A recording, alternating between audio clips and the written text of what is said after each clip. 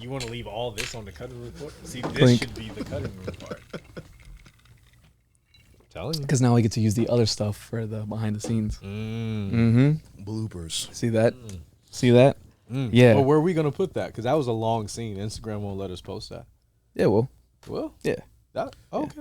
With the right transitions, man, you can get away with a lot. My Yeah, bad. I can do that. Welcome back, everyone, to another episode of the podcast where we pull back the curtain, give you some insight on what goes on behind the scenes of your favorite bar and restaurant. We like to call that the industry perspective. Yeah. All right. And we're on the couch. We are on the couch this time. So, And I got way too comfortable too fast. yep. So what were you saying earlier? I don't even remember anymore. Yeah. Yeah. So- that was a different me at a different time. I can't wait to see what this looks like because I like think it. it'll look good. I like the chairs. The chairs are cozy too, but Yes, they were there. seeing the couch. Shout like, we out gotta to use the couch. chairs. Yeah. Shout out to the chairs. So thank you, X, again for being on this no week's problem, no episode. problem. Appreciate Yeah. you. Being on this week's episode. Hopefully the because last one. somebody didn't show up. That seems to be the Yeah, I'm It's gonna, a theme. I'm gonna It's go a ahead and- I'm recurring gonna go ahead theme. and say It's this. almost tradition. I'm gonna go ahead and say this. This is gonna be a petty moment for me. Oh, here we go. He's getting petty. It's gonna be a petty moment for me. We had that one shout out that we put out there from the one episode, and we let everybody know that we appreciate the love, we appreciate the support, and everything like that. And please keep doing that. I want to make it clear that what we're trying to build here isn't just about us. We want it to be about the community, about the service industry as a whole. You know what I'm saying? But at the same time, you have to honor your commitment. So if We you're are saying trying that to you build want to be a something part too. of something, say you want to be a part of it. If you don't want to be a part of something, just say you don't want to be a part of it. Don't say you're going to show up at a time, at a place, and do this and do that. Just say no. There's nothing wrong with saying no. And I say it's starting from a place of petty, starting from a petty place. We can call this the grind my gears segment. Yeah, It's like a 2-minute rant. It is, but and I'm almost done with my rant. I just wanted to say that it's not just about the pod. I'm saying just in life. Yo, if you don't want to do something, just say that. Yeah. Yeah. Just say that. No harm, no foul. Yeah. There's less harm if you say that There's shit. so much less harm. We prefer to have guests. We love having guests because we want to give an industry perspective, not two guys' perspective. So if you want to be a part of that and give your perspective, shout out to you and your people and where you work and show your experience and everything like that, we're all for it. We're providing you a platform. And this is also for people that in the future that want to be on here. If you don't really intend to commit to that, then don't reach out to us because we're more than happy to. Like, okay, yeah, you can offer something. Fuck it, why not? But just don't leave us hanging because we are trying to build something. Right. At the end of the day, this is going to be like I guess a business or a platform. Yeah. So we got to keep it professional, even if we are cool. You got to give us that respect that we are trying to build something here. So exactly. it is what it is. And again, like I said, it's not just about the pod. It's just in life in general. You don't want to do something, just say you don't want to do it, because we were doing this podcast without guests. We always want to do it with guests. If you want to be a guest, we'd love to have you. We love our interaction with other people. But if you don't think it's for you, man, just don't. You know what I mean? And shout out to the two people so far that honor their commitment and everything to being on the pod. Appreciate that. Dead ass. We appreciate you coming. Yo, we do what we can, man. I don't know who the other person is, but man, Hey, it is what it is. It is what it we're is. solid They aren't the foundation only over one, here, though. man. That's Yeah. the thing. Yeah. They're not the only one. And it's not just a It might not be shot- the last one either. So Exactly. So what we're saying is this isn't a shot at any one particular person. That's why I say it's just about honoring your word. These are like growing pains for what you guys are trying to build, Right. just trial and error and all Yeah, that. exactly. Just like if you're going to go in for a shift, don't just not show up. But if you don't want to work there, you don't show up. 100%. How you do one thing is how you do everything. So just to kind of move away from that, I've been seeing a lot of videos on my Instagram with flair-tenders.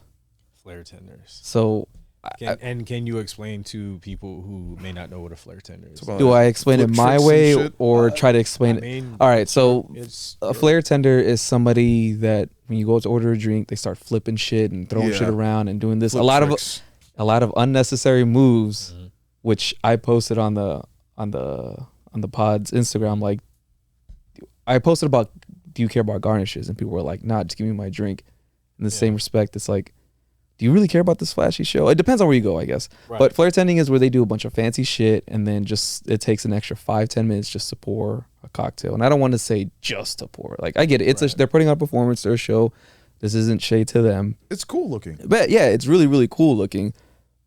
But I guess it just depends on where you go. So I don't have an issue with it. I just kind of look at it like, oh, okay, that's cool. I don't need it. I'm gonna tell you right now, I don't need it. Yeah, I don't need it either. Most people don't. And I don't go to places that do that. There was some aerodynamic, like, chemical reaction that changed the effectiveness of my drink through some alchemic reaction. Sure, whatever. Yeah, but no, it doesn't. It does nothing. Yeah, it just takes longer. It's just time. It takes longer, and I'm gonna forget that. Yeah. I'm gonna remember it. Like, bro, there's like 6 people behind me, bro. Just make my drink. Yeah, like, I'm I see, like, one of them was a guy taking 2 tins and like mixing the drink by like pouring it this way and going like that. It's like, okay, that's impressive. Another dude was like doing this and going behind the back just to pour like a shot of fucking vodka. It's like, I get you're putting on a show. Alakazam. Yeah, like, it's cool, but it doesn't make the drink taste any better. It's giving me the same energy as like that meme where Genuine was like, he was at the concert and he was just like doing this. Yeah. And like people were like so like that was so impressive. But like, bro, like, he just people were impressed by it. Yeah. I didn't know anyone was impressed by it. I remember thinking it's like a child doing a centimeter jump. Like, it's nothing. I love it because he's in on the joke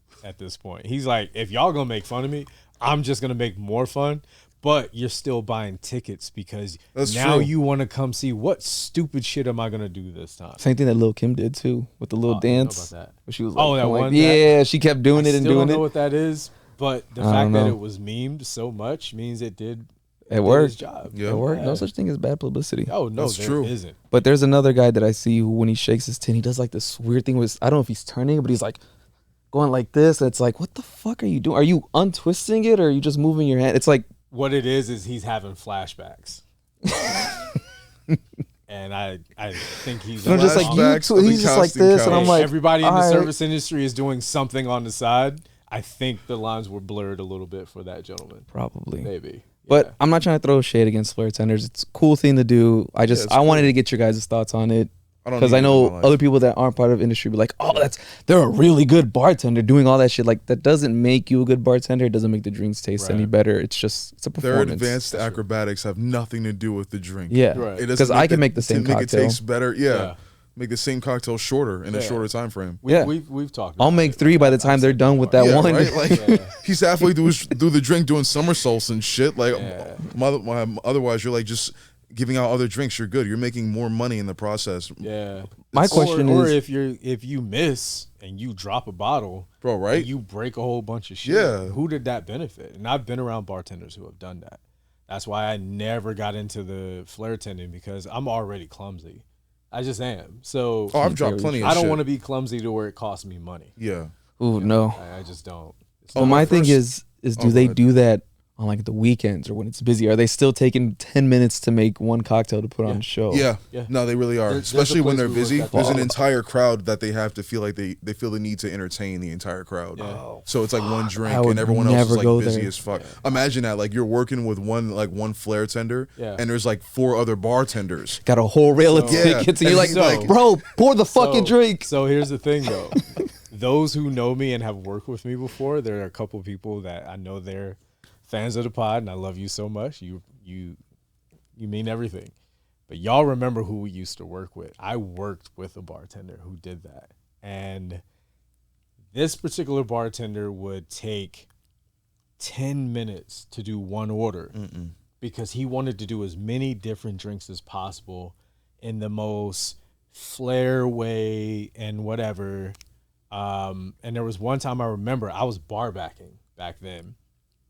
And I look over, this guy has got 7 tins, 7 different cocktails to make 7 different shots. He put all 7 of the tins together and stacked them in a way where he could go and then pour them in this cascading effect and everything like that. And I remember looking at all the other bartenders, watching him and being like, you took 2 of my tins to do that shit? And he was on the busiest side of the floor. It was at that bar, we called it like we had a name for it, but basically it signified that it was on the busy side. So you were supposed to get people out as quick as possible, turn and burn.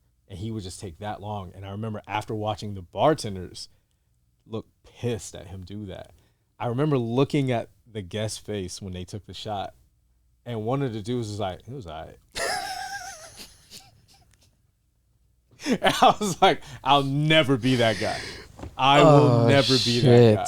Like, in his mind, he was like, that was killing right? it. Yeah. I did all that, and they're all different colors. Each shot was a different color. Yo, like, just tired as hell. Like, he put in so much energy. The one dude was like, that's all right. I mean, it made the tequila taste better. Yeah. He did nothing. He's like, that drink was okay. You want to come back to the dance floor and bend over in front of me? I was way more impressed by that. Like, you cut into their bend over time, my guy. Like, trying to get something going. You know what I mean? Like, you just got to let that go. Yeah, flair-tending's cool, but it doesn't do anything. It does nothing. No shade to them. Depending on where you're at. Like, if you work at a place where that's encouraged and everything like that, that's fine. You work on an island or a hotel. Do it on a Tuesday night when it's not going to be that busy, whatever. I'm just know where you are. No, honestly, know where you are. I keep seeing videos about it, and I'm like, and I look at it like, oh, okay, that's cool, but they're equating it with actual skill. Yeah, and I don't want that misconception or that line to be blurred with, like, just because they do these extra moves, it's like, oh, that means they're a better bartender. Right. So, I mean, they might be, and they just learned that on top of that. Again, I'm not, no shade. I just want to get your thoughts. It's basically bar hyperbole. You know, you're exaggerating yourself to make yourself look like a better bartender when you're really not. It reminds me of this one video that I saw where it's like things bartenders hate or whatever. It was made by BuzzFeed. And the guy was just shaking the tin. Or at least they put their name on it. Yeah. He was shaking this tin, and the guest didn't know, but he was just like shaking the tin. He's like, tips, tips, tips, tips, tips, tips, tips, tips. Like, it doesn't do anything, and he was doing all this shit. He's like, yeah, just tips. So I get that. If you're putting on the show for the tips, cool. Yeah. But it made me think of that, like, tips, tips, tips, tips. As I've said before, there's some bartenders I know that are widely popular online in the city and and they are not good bartenders. And I'm not trying to say that because I bartend the way I bartend it makes me better than them. I'm not saying they're better or worse or whatever. I'm just saying their popularity is built off of trying to be flashy. But when it comes down to actually having a good cocktail, what are you doing? What are you doing to further this, you know? I've said before, I said it to both of you earlier today, you know, the era of the pretentious bartender is pretty much over. Yeah. So you just got to know where you're at, you know, and give the people a show, but a show they actually want to pay to see again. It's like, if you have a cocktail or you have food or you have whatever in life and you pay this amount, but your pay off from having it is down here, you're like, yeah, it was all right. Yeah. But I'm not going to do it again. No. So, but if you get that level of service from that bartender, server, busser, dishwasher, whatever, you can keep coming back to that place. I don't know if anyone's noticing the work of the dishwasher, but I just wanted to shout out. Oh, dishwashers, man. Yeah.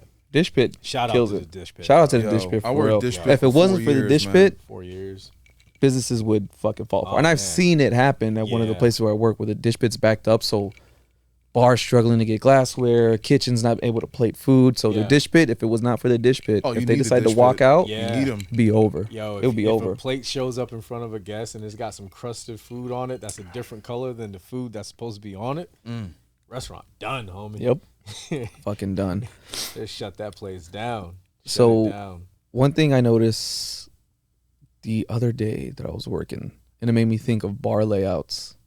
Like, what is, in your opinion, the best or worst? Do you guys like the bars that have the little folding thing? Do you guys like the ones that are open where guests could potentially just walk back in there? Like, what's a good bar layout and what's a bad one? Like, do you like the open ones, closed off, something that's more, I guess, intimate, or? I like a roundabout bar. Okay. Just if I feel like you could have like 8 people back there, but it's only gonna hold like 3 or 4 bartenders, you know? I've been in bars where it's just it's too tight, yo. It's like not even. But that makes everything within arm's reach. Yeah, so you can work faster. But that's the person next to you is within elbow's reach. Yeah, and you're just like this they want to have multiple bartenders, but it's just like it's not conducive. There's not a lot of room. productivity is going down. Like it's almost like those type of bars are built for like one person. I worked at a spot where the bar was more round, almost like a U shape. I like that, but I've also worked where it's just a straight line. And they had like the folding thing. Don't even know what the hell that's fucking called. hate that thing so much. I hate it. I fucking hate it. I understand why you would. I also feel hurts like my back. It can get in the way. That's why it hurts my fucking back. back. You got an 80-year-old back. It's a workout. I will say this though. Shit. I've worked at every type of bar. I think that's also built around the environment that the establishment or whatever is trying to build. Do you want to build something that takes care of the people who work for you, or do you want to build something that's only about trying to gouge out your customer for as much money as possible for you? I say that to say, I know of a place that we've both worked at. I know of other places I've worked at where, they have that swing arm that comes down, and you got to have a bar back going under that several times. And that's yo, and I'm the tallest. Man. Right, and it's bad for your knees. It's bad for your back. This guy ain't even 30. He got a bad back. You know what I'm saying? I get it. Like, so it's not about like, because I know some people feel like, if your back hurts and you have to go under that, why are you still bartending? It's like, it ain't about that. No. Why do you have to squat down? I've seen bar backs and busters and whatever, bartenders, whoever, go underneath the swing arm with a tray full of something. Yeah. Because it has to get from this side to that side, but the swing arm is down and has a bunch of drinks on top of it. Yeah. Or food on top of it. So you can't lift it. So now that person has to go under it because this has to get from here to there as fast as possible. Irritating. So again, like I said on the last episode, it's all about you building the right environment for the people who work for you. The right environment will increase a person's level of tolerance too. I'm never going down one of those swing arms ever again. Fuck that. See? If I see a bar that I apply to and it has that, I'm out. Yeah. I'm not even staying for the interview. Nope, I'm out. I'm not doing that. I got you. I mean, and that's fuck that. That's very important. That's one of those things I've thought about recently. Yeah. That I hadn't thought of before. Like when you go into a bar, like if you go into it as a guest first and you're like, oh, this seems cool, or someone who works there or whatever. If you don't look at how that bar is run or that restaurant is run, you may end up in a very bad spot for yourself. That's just not going home with a fucked up back. Yeah. Like you gotta do your research in a place before you decide to work there. So what's sorry? No. So I was gonna say, what is your favorite bar layout?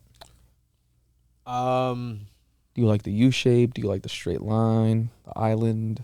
I would say I generally don't care. No? Yeah, I don't really care either. I really don't. I just need a good environment to work in. Because I've worked in so many places that the concepts have overlapped.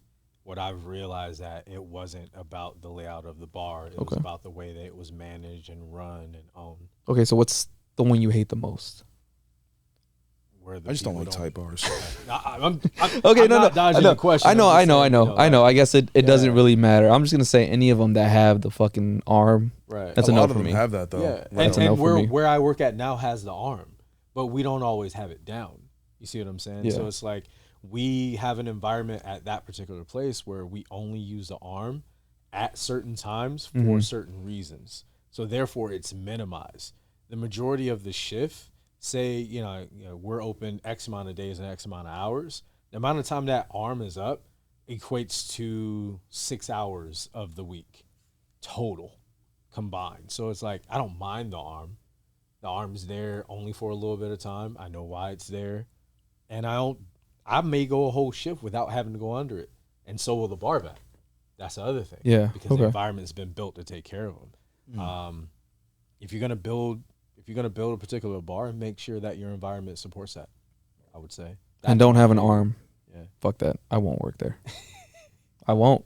Sorry. All right, y'all. Y'all heard it. If it's an arm there, he won't I'm fortunate that both of the bars I work at do not have that. They're both open, at least on one end. Nice. So yeah, and I've worked at places like that. My back is grateful. And it was fun too, but I've worked at places that didn't have one and they fucking sucked, man. Fucking sucked. Honestly, but I wanted to bring this up without a segue. What? No, without a segue, because this is going to be something that oh God. we've all talked about in separate conversations, but me knowing both of your opinions, I wanted to bring this up, hearing both of your opinions as well as giving mine in this particular setting. So, how do you feel about shitting where you eat, which is a restaurant term? No. So, shitting where you eat, obviously, you ain't gonna do that for real. But for office terms, it's like, what do they call it? Pen in the ink or company ink or some shit like that. Dipping your pen in company ink. Yeah. Oh, like, okay. That's how they look at it. But I didn't know for that. service industry, it's just like, man, I don't shit where I eat. Yeah. I gotta come here every day. I gotta make my money here. Dating in the workplace. I know you would. I knew you were going with but this, I'm very but I selective. wouldn't. Yeah, and I know you wouldn't. I've learned. I know he said he wouldn't. So it's something that we're so many episodes in, and it's never been discussed. Yeah, I look forward to having this discussion, with a person who identifies as female, to get their side, as well as someone I identifies as a toaster. I don't care. I want to know as many fucking sides of this as possible, because there's so many different ways for it to be looked at. And there's variables to it too, and it's ever changing. It's always interesting. I know how it is from my dynamic as a heterosexual male working in a workplace, but I want to know what it's like for everybody, because for some people it's just like, fuck, man, they can't help it. They don't want to, but they don't ever see anybody else. I'm actually glad you brought this up. Yeah. Yeah, go ahead. I'm glad you brought this up. No, it was I was speaking to one of my other coworkers about dating in the industry, and just realizing that it's easier to date someone when they're in an industry that you're in. Yes. If you're an actor, it's easier to date people in that industry, bartenders and et cetera, blah, blah, blah. If you're working in an office and stuff like that. That being said, it could also seem like you're merely just settling for your environment, like you're not actually taking the time to go out and have organic relationships and whatnot. You're merely just settling for what's around you. Like, you're raising sheep and whatnot. You're not actually exploring the wilderness outside and seeing that there's other things out there, like pigs and pork and all that stuff. Like, there's more out there. Sheep are in the wilderness too, though. Yeah, but you're raising them. Like, you're only focusing on your general environment. Like, you're fenced in. You're closed off. I only said it that way to say, like, the sheep is only concerned about other sheep, just like the pig would only be concerned about the other pig, horse, whatever, lizard, whatever it is. For some people, it's easier to just date within their environment. It's a level of convenience for sure. Oh, 100%. It's like, I don't have to explain my life. That's true. Convenience is the biggest thing. Yep. Convenience so we can is the biggest skip all of that. Yep. I just need someone who understands me within that life. For some people, that's the easier way to date. Convenience and comfort definitely go hand in hand. So that helps. It helps out a lot. Yeah. I say that I wouldn't, but it makes sense to date within your work environment. Right. But no matter what that particular environment may be. Yeah. I brought this up as a service industry thing because that's what we all do. Yeah. And in a lot of ways. But that can be applied to like retail. Exactly. That's true. Yeah. 9 to 5, whatever. Working in the same. Fucking even at the zoo, I don't know, whatever it is. The aquarium, and it happens that a dope lot. shit. Like, how many weddings have you been to or heard about or whatever, where the two people, they just met because of the same office or the same building, or one was in accounting and one was in fucking. Or how many interactions have you witnessed from like just working behind a bar and people are coming in like, oh, we work in an office together. This is our first time hanging out outside the office or whatever. How many office parties have you seen? Right? That have gone the exact way they should not have. Yeah. These people work in an office together every day, and they're just like, such and such works in this department on this floor. I've always thought it'd be cool. And then they go out for a work party and those are fun. Those are fun. It's so fun. Those are fun. Yeah. Watching high-strung people let loose is so much fun because you see them do shit that they normally won't do. Inhibitions are out the window. Yeah, you see them on the ground, twerking, throwing back, everything. It is so entertaining to watch because that next conversation tomorrow is going to be awkward as fuck. My favorite are the ones who are married and they're hanging out at an office party and they end up hooking up because they gonna step in it. Yeah. And I say it's my favorite because it's like, y'all know what you're doing is wrong. Mm-hmm. You know what you're doing. This is the only chance you're gonna have. Somewhere, just don't be there. Don't hurt somebody else. Don't do this. Don't do that. Don't be so selfish.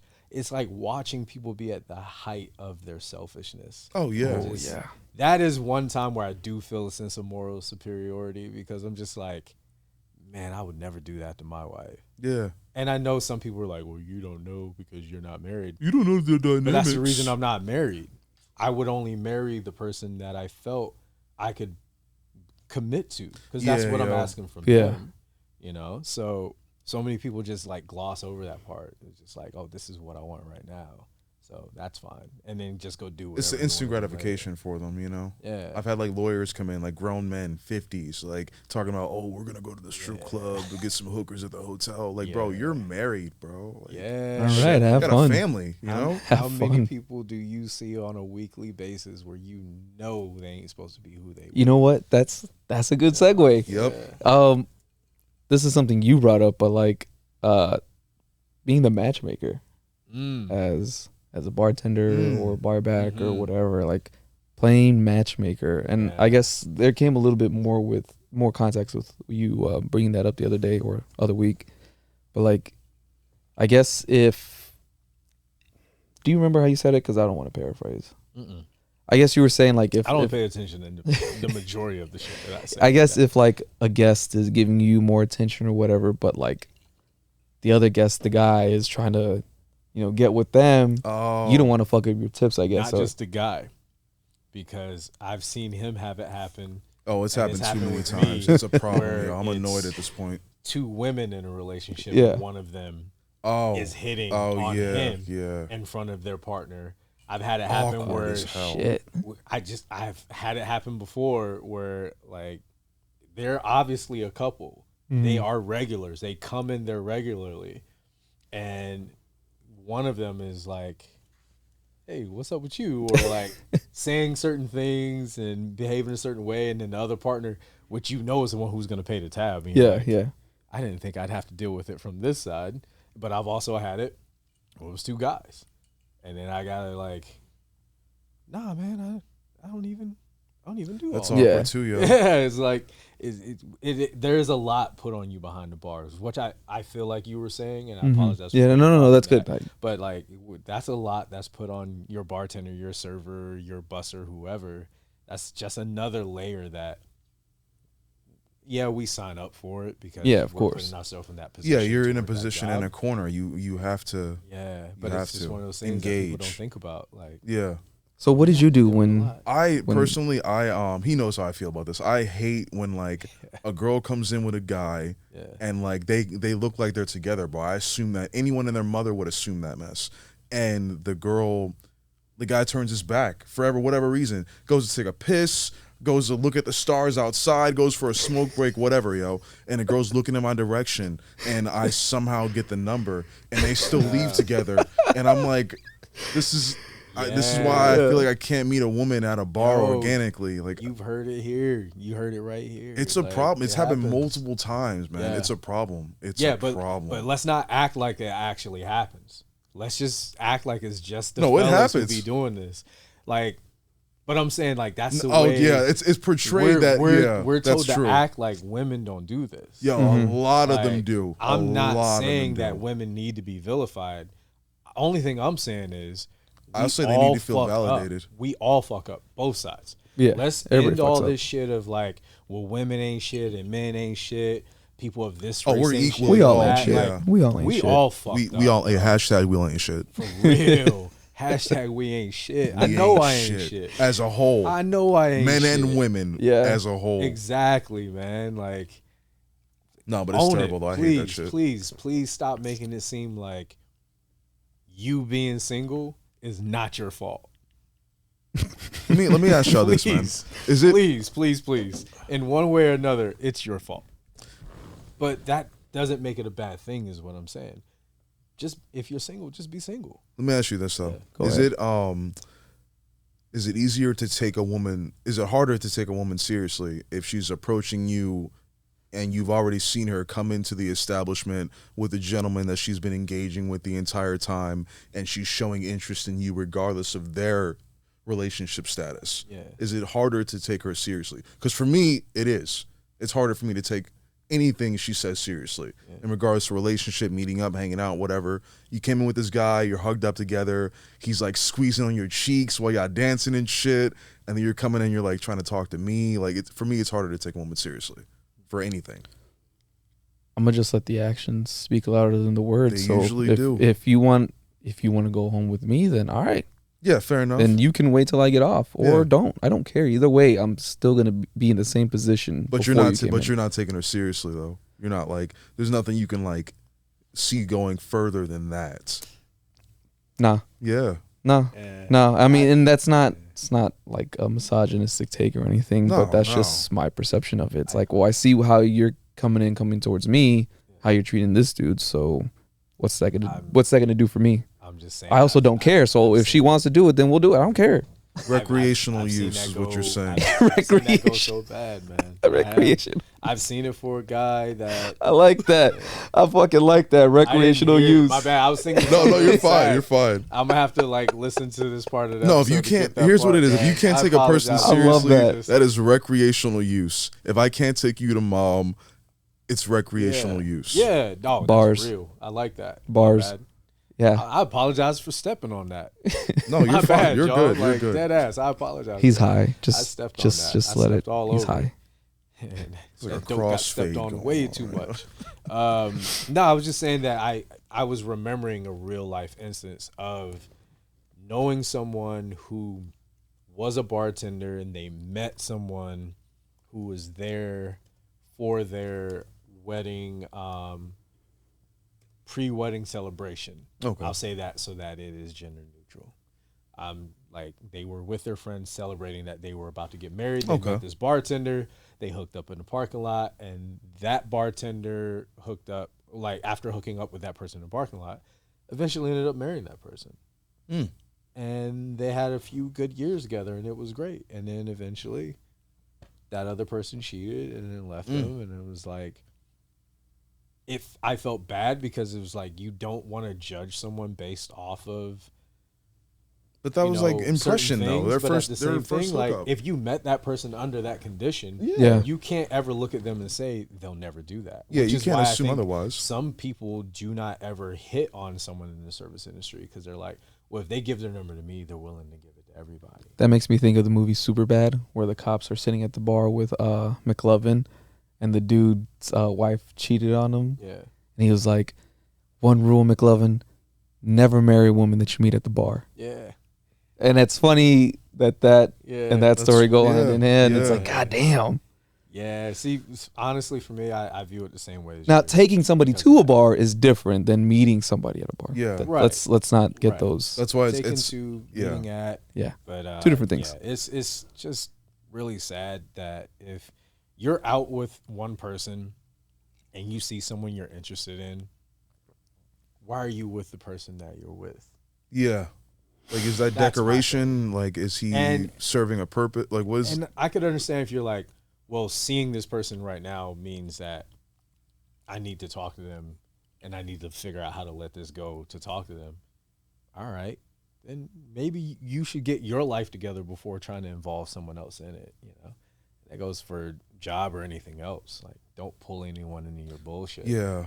Please. You know I hate that mess, man. I had a girl give me her number while she was getting in an Uber with another guy that was all over her the whole night. I remember that. I'll never forget that mess. I've told you about the time that happened to me recently. Yo, just... Like, not the Uber thing, but someone gave me their number and then showed up an hour later with another dude. And then texted me the next day like, hey, what's up? When we hanging out? I'm like, never. Which makes you think that, like, what's good? Not a damn like, thing. how do I look? Exactly.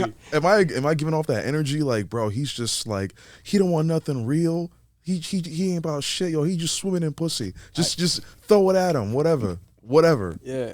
Is that the energy I'm giving you? I don't ever want to be married. Fuck a family. Like, are you asking me if you're giving swimming in pussy with the way that the shit's coming my way? It's giving, like, is that what I'm giving to the world? Is that what I'm giving to the world? Those waves of pussy just hitting you like a beach.